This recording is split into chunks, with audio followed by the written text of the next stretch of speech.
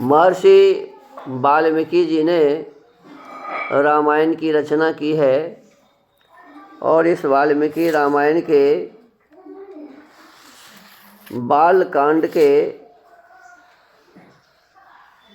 41 सर्गः 41वें सर्ग का हम सभी स्वाध्याय कर रहे हैं। पिछले दिनों बताया गया था कि जब भगवान वासुदेव जो कपिल का रूप धारण किए हुए थे, उनके आश्रम के पास जब राजा सगर के 60,000 पुत्र पहुँचे और देखा कि गाय घोड़े जो हमारे हैं वो यहीं पर चल रहे हैं, और कपिल जी को देख कर के बताए कि रुक जाओ, तुम्हारा हम तुम्हारे पास आते हैं, तू चोर है, हमारे घोड़े को तू चुरा के ले आया है। ऐसे जब सुने कपिल जी तो उन्होंने हुंकार भरा, और उनके हुंकार भरने से क्या हुआ, राजा सगर के 60,000 पुत्रों के देह में आग लग गया, सब जल के वहीं राख का ढेर बन गया। ऐसा हो नहीं सकता, ये विज्ञान विरुद्ध बातें। केवल हुंकार भरने से यदि 60,000 पुत्र उनके मर जाते, तब तो आजकल भी कोई इस प्रकार का व्यक्ति होता ना, यहीं से हुंकार भरता, पूरा पाकिस्तान जल के राख हो जाता। ऐसा है क्या? तो ये जो बताया गया है, इसी का नाम है पाखंड। इसी का नाम क्या है जी? पाखंड। झूठी बातें, कल्पित बातें, जो न हो सके उस प्रकार की बातों को लोग प्रसारित करके समाज को दूषित कर रहे हैं। आगे बताया गया कि जब वो 60,000 पुत्र को आने में देरी हुई तो वो अपने राजा सगर अपने पौत्र जो अंशुमान थे उनको चाचा के खोज में भेजा, और वो खोजते खोजते जैसे जैसे गए थे वो लोग, ऐसे ये भी गए। अब इनको भी दिग्गज मिला। दिग्गज का मतलब इसमें हाथी है। दिग्गज मतलब क्या है जी? तो पहला दिग्गज मिला वो पूरब की ओर, तो उस दिग्गज का नाम था, जैसे वहाँ पहुँचे अंशुमान जी, तो अंशुमान जी के पहुँचने पर दिग्गज इनका सत्कार किया। क्या किया? माने हाथी सत्कार करेगा? हाथी किसी का सत्कार करेगा जी? तो इसमें लिखा हुआ है कि हाथी उनका सत्कार किया, और उस हाथी का नाम था विरूपाक्ष। क्या नाम था? फिर दूसरे हाथी के पास पहुँचे, दूसरा जो गजराज था दक्षिण दिशा में, उनके पास पहुँचे तो लिखा है कि वो भी इनका सत्कार किया। दक्षिण दिशा के हाथी का नाम था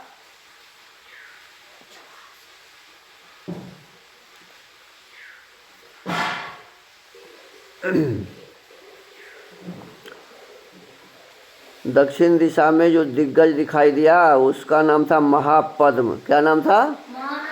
तो एक हो गया विरूपाक्ष, दूसरा था महापद्म। और फिर पश्चिम दिशा की ओर गए तो वहाँ भी एक दिग्गज दिखाई दिया, तो उस दिग्गज का नाम था सोमनस। क्या नाम था? विरूपाक्ष और महापद्म और फिर सोमनस। और फिर जब उत्तर दिशा की ओर गया तो वहाँ भी एक दिखाई दिया दिग्गज, उसका नाम था श्वेतभद्र। क्या नाम था? तो इन चारों दिग्गजों को, हाथियों को देखा, उनकी परिक्रमा की, उनसे बातचीत किया, सीखा, उनसे पूछा कि मेरे चाचा जी किधर हैं। वो बताया कि आप घोड़े को लेकर के वापस आओगे। सबने इनको क्या दिया जी? आशीर्वाद दिया। क्या दिया? अब इस प्रकार से कहा कि घोड़े सहित आप लौटोगे, आप जाओ। एक बात इसमें लिखा है कि दिग्गजों को देखा जिसकी देवता, दानव, राक्षस, पिशाच, पक्षी और नाग सभी पूजा कर रहे थे, और इस सबको तो मार दिए थे ये लोग। ये जो 60,000 पुत्र पृथ्वी को कोड़ते कोड़ते जा रहे थे, तो जो कुछ भी मिला सबको क्या कर दिया?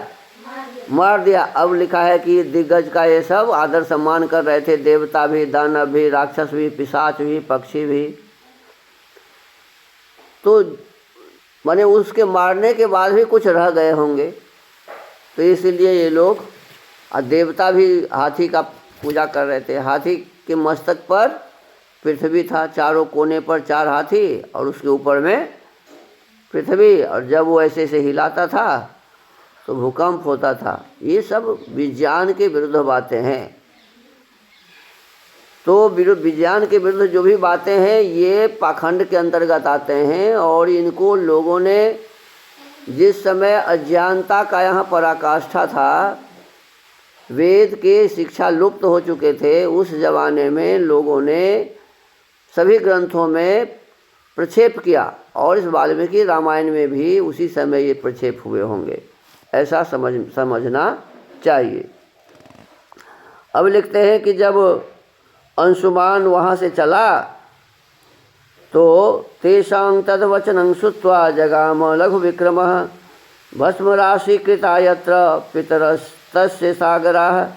उनका यह आशीर्वाद सुनकर सभी देव माने हाथी आदि जो थे वो कहा कि तुमको हम आशीर्वाद देते हैं, तुम घोड़े लेकर के वापस आओगे। अंशुमान शीघ्रतापूर्वक पैर बढ़ाता हुआ उस स्थान पर जा पहुंचा जहां उसके चाचा सगरपुत्र राख के ढेर हुए पड़े थे। वहां पहुंच गया। स दुख वशमापन्नस त्वसमंजसुतस्तदा चुक्रोश परमार्थस्तु बधात तेषां सुदुःखितः। उनके वध से असमंज पुत्र अंशुमान को बड़ा दुख हुआ। जब देखा कि हमारे सभी चाचा राख के ढेर बने हैं, मर गए, तो उन्हें बहुत कष्ट हुआ। वह शोक के वशीभूत हो अत्यंत आर्त भाव से फूट फूट कर रोने लगा। कौन रोने लगा? अंशुमान बहुत जोर जोर से रोने लगा कि मेरे सभी चाचा मर गए। यजियं च हयं तत्र चरन्तमविदूरतः ददर्श पुरुष व्याघ्रो दुख शोक समन्वितः। दुख शोक में डूबे हुए पुरुष सिंह अंशुमान ने अपने यज संबंधी अश्व को भी वहाँ पास ही चरते देखा, और घोड़ा वहीं बंधा हुआ चल रहा था। कहाँ? कपिल जी के आश्रम के पास, जहाँ 60,000 उनके चाचा जी का राख पड़ा हुआ था। स तेषां राजपुत्राणां कर्तुकामो जलक्रियां स जलार्थी महातेजा न चापश्यत् जलाशयम्। महातेजस्वी अंशुमान ने उन राजकुमारों को जलांजलि देने के लिए जल की इच्छा की। माने जब ये सब मर गए तो अब तो इसको तर्पण करना पड़ेगा ना। तो कहते हैं कि भाई वहाँ जल भी नहीं था जिसको लेकर के वो अपने चाचाओं को तृप्त करे, किंतु वहाँ कहीं भी कोई जलाशय नहीं दिखाई दिया। विसार्य निपुणांग दृष्टिं ततोपश्यत् खगाधिपम पितॄणां पातुलं राम सुपर्णमणिलोपमम्। अब ये 60,000 जो उनके चाचा थे, उनके मामा उनको मिल गए। किनके मामा? वो जो असमंज और 60,000 जो उनका भाई था ना जी, सगर के जो बेटे थे, उनके मामा मिल गए। मामा कौन थे? गरुड़ महाराज। कौन थे? श्री राम। तब उसने दूर तक की वस्तुओं को देखने में समर्थ अपने दृष्टि को फैलाकर देखा। उस समय उसे वायु के समान वेगशाली पक्षीराज गरुड़ दिखाई दिए। कौन दिखाई दिए? गरुड़ पक्षी, जो उसके चाचाओं के मामा थे। और उनके बाप के भी तो मामा ही हुए ना, और उनके पिताजी के भी क्या हुए? मामा हुए। लेकिन इनके पिताजी की माँ दूसरी थी, पता है ना? इसके पिताजी की केसनी, और ये जो थे सो गरुड़ की बहन जो थी ना, उनके बेटे थे, तो इसीलिए असली मामा इनके 60,000 चाचाओं के ही हुए। उस समय उसे वायु के समान वेगशाली पक्षीराज गरुड़ दिखाई दिए, जो उसके चाचाओं के मामा थे। सौचैनमब्रवीद वाक्यं वैनतेयो महाबल माँ शुचः पुरुष व्याघ्र वधोयं लोक सम्मत। महाबली विनता नंदन गरुड़ ने अंशुमान से कहा, पुरुष सिंह शोक न करो। गरुड़ क्या कहा कि शोक न करो, इन राजकुमारों का वध संपूर्ण जगत के मंगल के लिए हुआ है। अब 60,000 अंशुमान के चाचा को मार दिया, तो कहते हैं चिंता मत करो, ये वध जो किया गया है इसका सुसंसार के कल्याण के लिए किया गया है। कपिलेना प्रमेयेण दग्धा ही में महाबला सलिलं नारहसि प्राज्य दातु में सांहि लौकिकम। विद्वान अनंत प्रभावशाली महात्मा कपिल ने इन महाबली राजकुमारों को दग्ध किया है। किसने किया है? महात्मा कपिल जी ने सबको मार दिया है। इनके लिए तुम्हें लौकिक जल की अंजलि देना उचित नहीं है। अभी तालाब और कुएं के पानी से इसको जब तुम जलांजलि दोगे ये उचित नहीं है, तो फिर क्या उचित है? तो आगे कहते हैं, गंगा हिमवतो ज्येष्ठा दुहिता पुरुषर्षभ तस्यांकुरु महाबाहो पितॄणां सलिलक्रियाम। नरश्रेष्ठ महाबाहो, हिमवान की जो ज्येष्ठ पुत्री गंगा जी है, कौन है? हिमालय की 2 पुत्री थी ना जी, एक बड़ी पुत्री गंगा और छोटी पुत्री उमा। तो कहते हैं गंगा जो है उन्हीं के जल से अपने इन चाचाओं का तर्पण करो। तो अब गंगा जी जाएंगे तब न गंगा लाएंगे। अब आगे कहते हैं, भस्म राशि कृता नेतान प्लावये लोक पावनी तया क्लिन्नमिदं भस्म गंगाया लोक कांतया षष्टिं पुत्र सहस्राणि स्वर्गलोकं गमिष्यति। जिस समय लोक पावनी गंगा राख के ढेर से होकर गिरे हुए उन 60,000 राजकुमारों को अपने जल से आप्लावित करेंगी, उसी समय उन सबको स्वर्गलोक में पहुंचा देंगी। लोक कमनिया गंगा के जल से भीगी हुई यह भस्म राशि इन सबको स्वर्गलोक में भेज देगी। अब कहते हैं कि इसी के पास से गंगा निकलना चाहिए और उस गंगा के जल से ही ये स्वर्ग जा सकेंगे, और कोई उपाय नहीं है।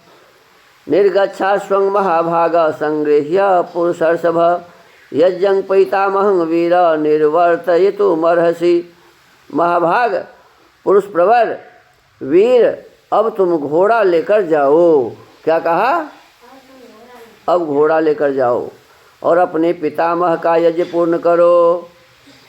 अब वहाँ से गरुड़ जी महाराज के आदेश से कहते हैं कि यहाँ से घोड़ा लेकर के जाओ। और कपिल जी ये मिले इनको या नहीं मिले इसकी चर्चा इसमें नहीं है। अंशुमान जी को कपिल जी मिले या नहीं मिले इसकी चर्चा इसमें नहीं है।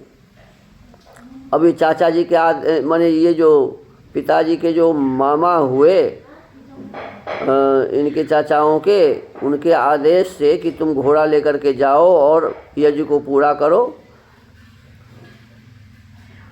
सुपर्ण वचनं श्रुत्वा सोऽंशुमानति वीर्यवान् त्वरितं हयमादाय पुनरायान महातपाः। गरुड़ की यह बात सुनकर अत्यंत पराक्रमी महातपस्वी अंशुमान घोड़ा लेकर तुरंत लौट आया। ततो राजानमासाद्य दीक्षितं रघुनंदन न्यवेदयद यथावृत्तं सुपर्ण वचनं तथा। रघुनंदन यज्ञ में दीक्षित हुए राजा के पास आकर उसने सारा समाचार निवेदन किया और गरुड़ की बताई हुई बात भी यह कह सुनाई। तच्छ्रुत्वा घोर संकाशं वाक्यमंशुमतो नृपः यज्ञं निर्वर्तयामास कथाकल्पं यथाकल्पं यथाविधि। अंशुमान के मुख से यह भयंकर समाचार सुनकर राजा सगर ने कल्पोक्त नियम के अनुसार अपना यज्ञ विधिवत पूर्ण किया। अब बताओ, विचार करने वाली बात है। इतना बड़ा विपत्ति पड़ गया राजा सगर को, 60,000 बेटा मर गया और ऐसे परिस्थिति में वो यज्ञ करेंगे क्या? और गांव घर में तो कहता है यदि परिवार में कोई मर जाता है तो क्या होता है जी, देव कार्य होना ही नहीं चाहिए। घर में जो होता है उसका देवता, उसकी भी पूजा करना छोड़ देते हैं। कहते हैं कि छुआछूत हो गया। तो 60,000 बेटा सगर का मरा तो उनका यज्ञ छुआया नहीं क्या? लेकिन ये कहते हैं कि अंशुमान के मुख से यह भयंकर समाचार सुनकर राजा सगर ने कल्पोक्त नियम के अनुसार अपना यज्ञ विधिवत पूर्ण किया। स्वपुरं त्वगमच्छ्रीमा निश्चयज्ञो महीपति गंगायाश्चागमे राजा निश्चयं नाध्य गच्छत। यज्ञ समाप्त करके पृथ्वीपति महाराज सगर अपनी राजधानी को लौट आए।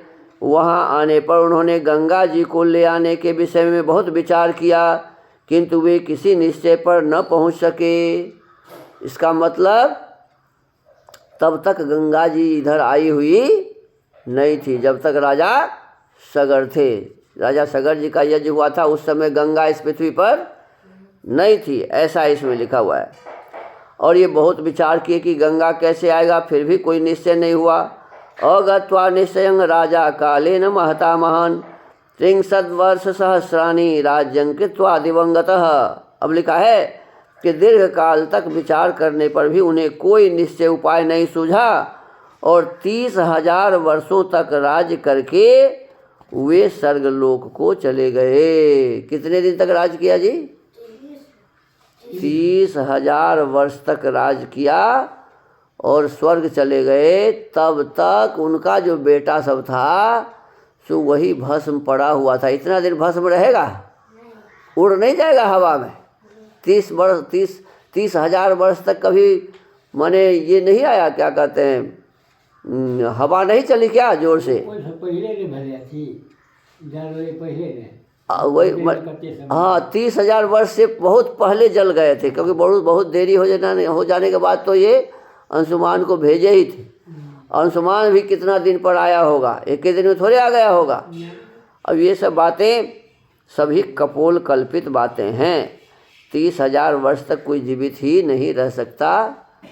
और यदि मान लो 30,000 वर्ष तक जीवित रहे तो और भी कुछ दिन क्यों न रहे हैं? स्वर्ग क्यों चले गए हैं? और भी दिन तक रहना चाहिए था ना। जब तक गंगा नहीं आती तब तक रुकना चाहिए था। तो इतने दिन तक उनका बेटा तो रहा नरके में और अपने कहाँ चले गए? स्वर्ग चले गए। अब आगे कैसे गंगा आगे जमीन पर आती है इसकी कथा होगी। तो आज के इस